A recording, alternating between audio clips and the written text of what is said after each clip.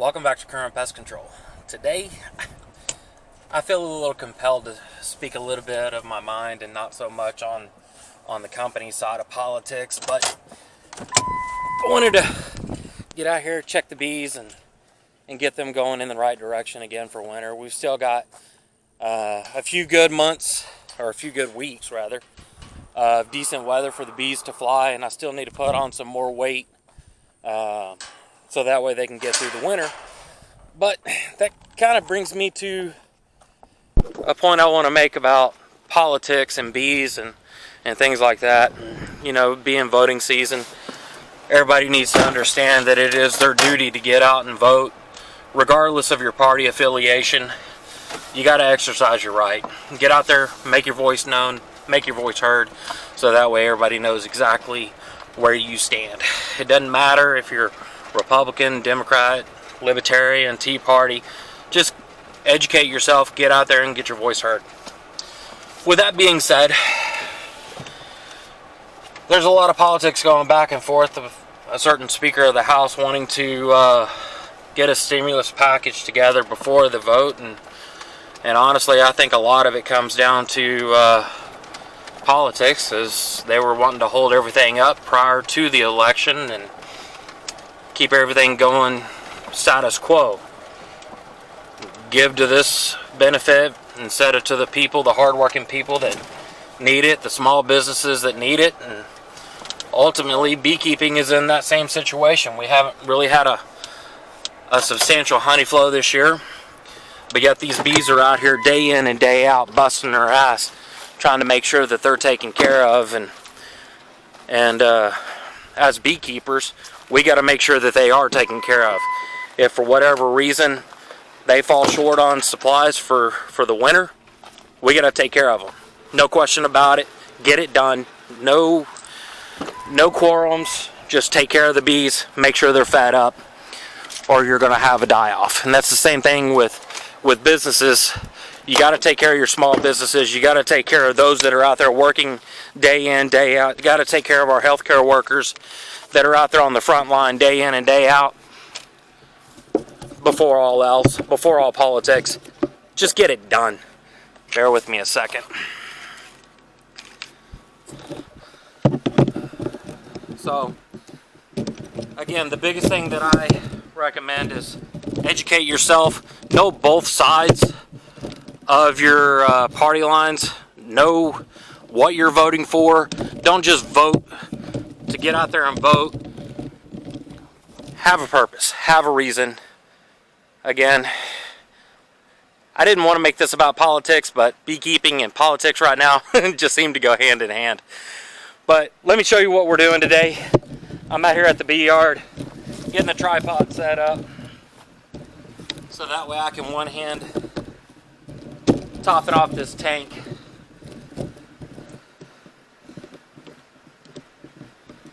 We've got this 18-gallon tote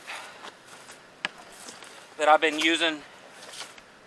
We got some straw in here to float the bees, and I'm gonna go ahead and top it off with some 2-to-1.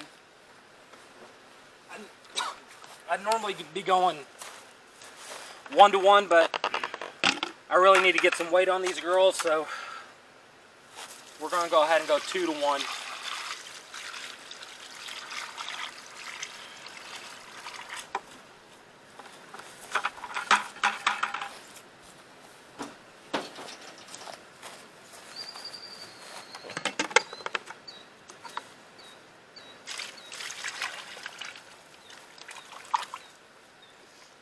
Still got a little bit of sugar in those, so let's top it off.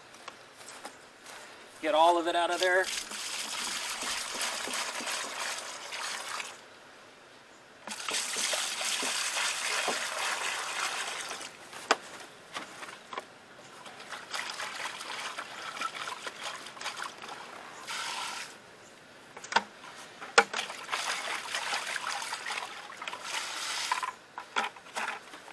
And this is a little bit of honey water that I've collected, and then some spillage. So get it cleaned up, get it out here. It's their honey, so I'm not worried about disease. I don't have any beekeepers too close. And of course, I don't have to worry about the laws like Tennessee that you can't open feed.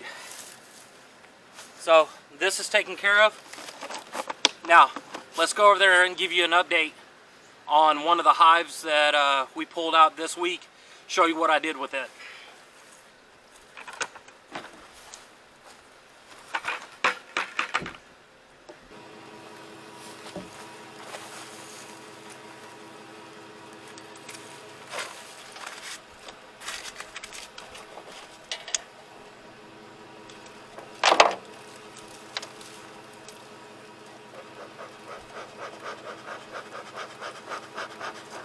So everybody's got their own way of running a smoker. I like to use cotton. I've got a lot of cotton fields around here. It does take a little bit to get it going, but once you get it nice and hot, it keeps going like a freight train.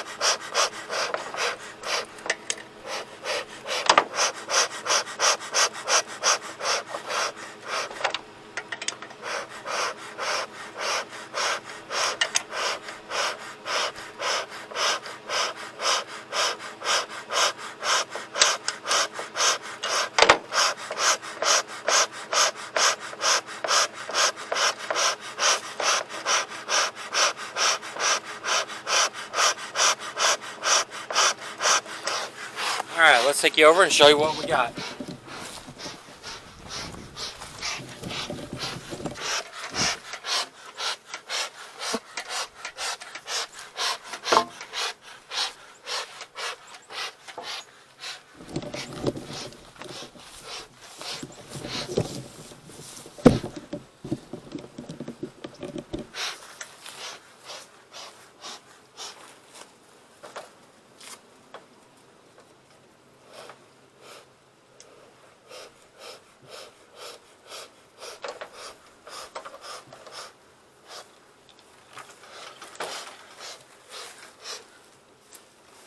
Okay, so this hive right here is the hive that I just pulled out last Wednesday. It was queenless whenever I extracted it. There was no way to find the queen. You can tell by the roar in here that they're still a little disoriented. So what I did was took a little piece of 3/8 plywood and separated between this main hive, cut a little slits in some packaging paper so that way they can combine through. I'm not going to go into that too deep. I just wanted to give you a quick update on that.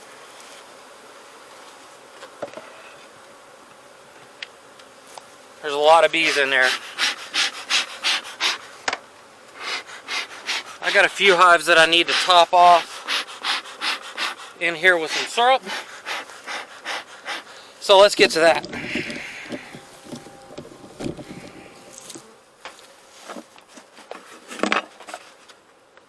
So this hive right here is one of the removals from this summer. I'm not sure which one. I did go ahead and rob a honey super off of another hive to give them kind of a jump start on the winter. It's got some weight to it, but down here in the brood box, I've still got a couple of frames that are empty, so I'm going to top them off right now.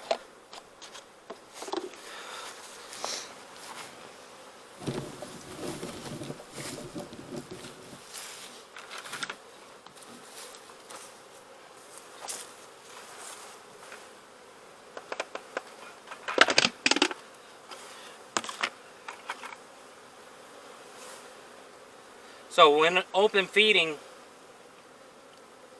your stronger hives will be able to get to the syrup first, But your smaller colonies like this, they don't have the bee power to be able to get in and take advantage of that syrup. They'll get fought off. So having these in-hive feeders helps prevent robbing and allows them to take full advantage of the syrup.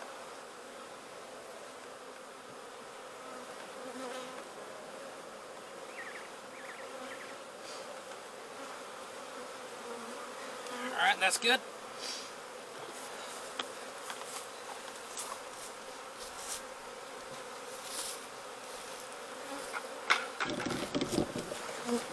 I know it's been quite a while since I've had y'all out in the yard,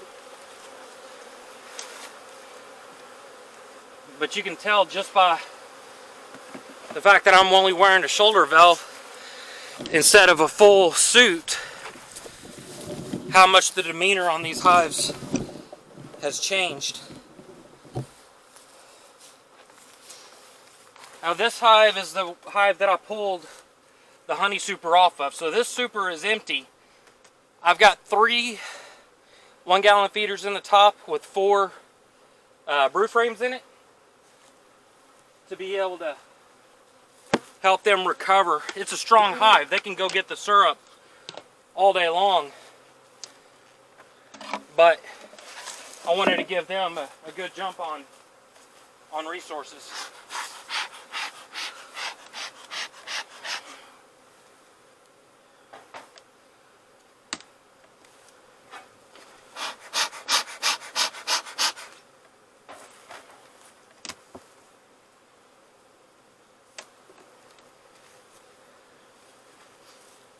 A lot of bees in here. Let me get my smoker and pull this smoker lid up again.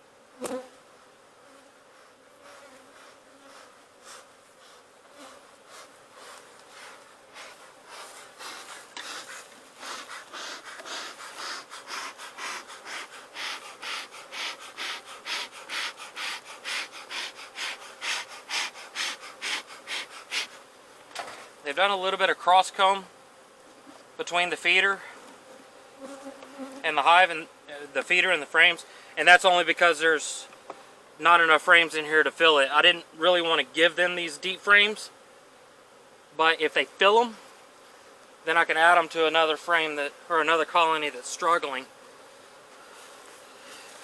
And you can see that is completely filled with syrup, both sides. So I've done a really good job of putting away the weight that I've given them. So let's go ahead and top off all 3 of these. Well, before I do that, before I make it too heavy,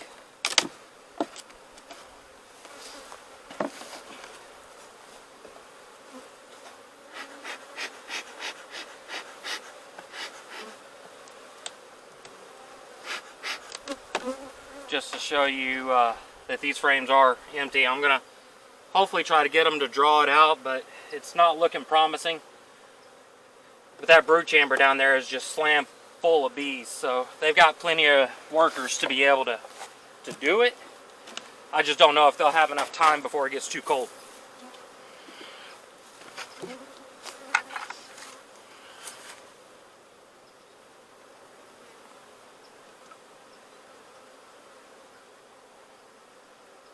And these are Man Lake feeders.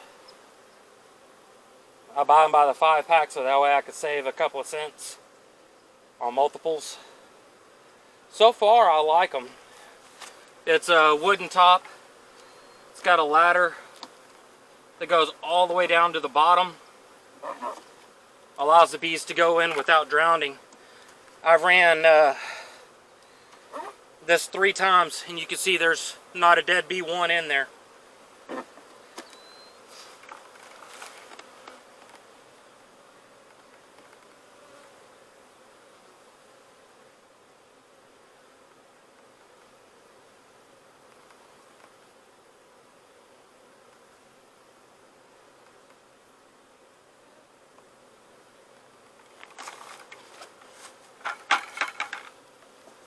That one's good.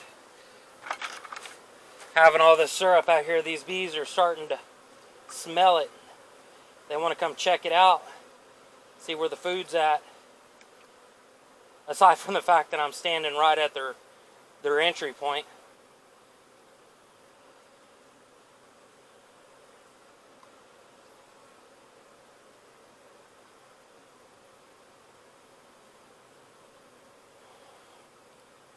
Now, a combination of things happened with the nectar flow here locally. There was multiple beekeepers in this area that reported the same thing of lack of nectar flow. Even though there was flowers all over the place out here, it just wasn't coming in. Whether it was too wet for the bees or too dry at different times, or the combination that all the bees that you see in this apiary are from my clients. We lost a few hives over the summer when it should have been a nectar flow. Part and reason is robbing. I mean, I've got several of these hives that are super strong that can demolish a weaker cutout after I bring it out here to this yard. So, lesson learned on my part.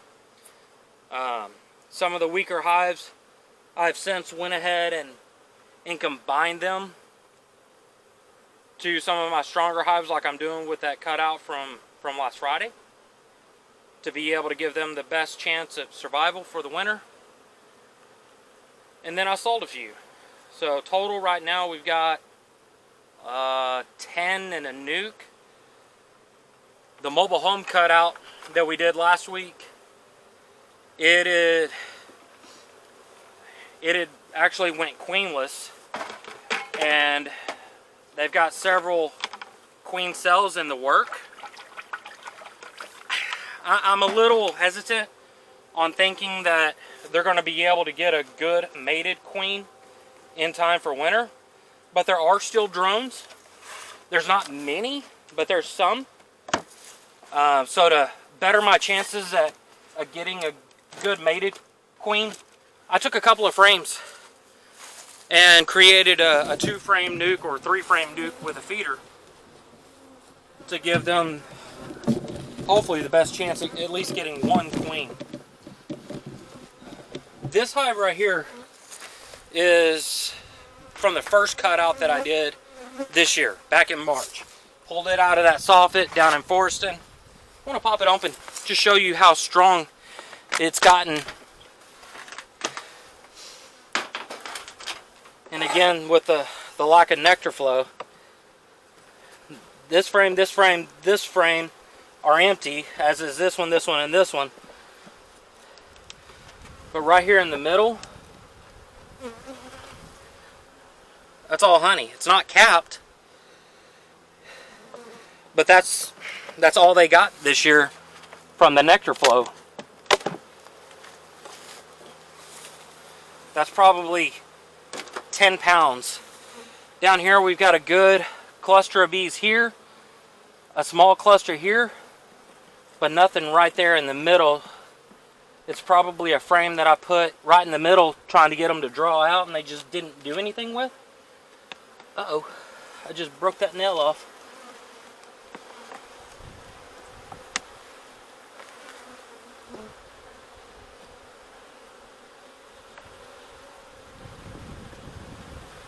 Yeah, it's just an empty frame.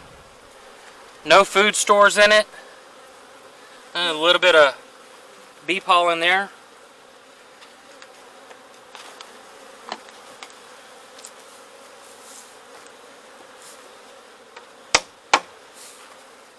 Hammer that back down. So you can see why I'm trying to feed these girls. They just don't have, see, that's nectar and and bee bread. That side's mostly dry.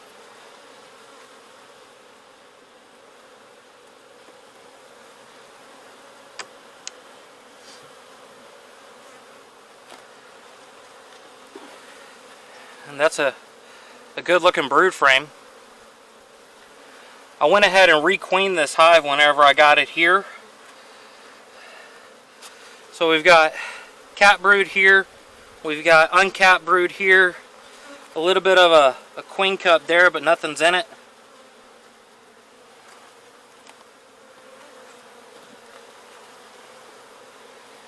I want to move that one to the center of the hive because I like to have the honey towards the outside. See, that's a good cap of honey there. More cap brood.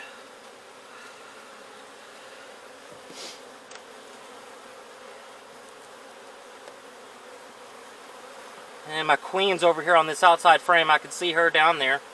I'm not going to bring her up. I just want to know where she's at.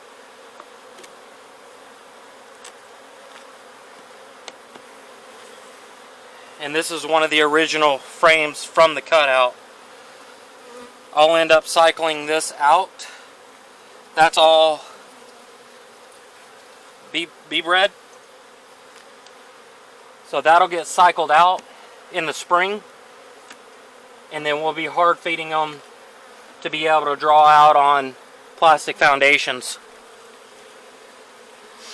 And some emerging cap brood, but it hasn't been relayed, so I'll put this frame right in the middle with her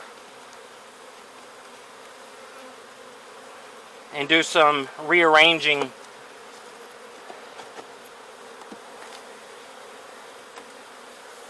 Put this one right here. That's that pollen nectar frame, and then put this empty frame right there.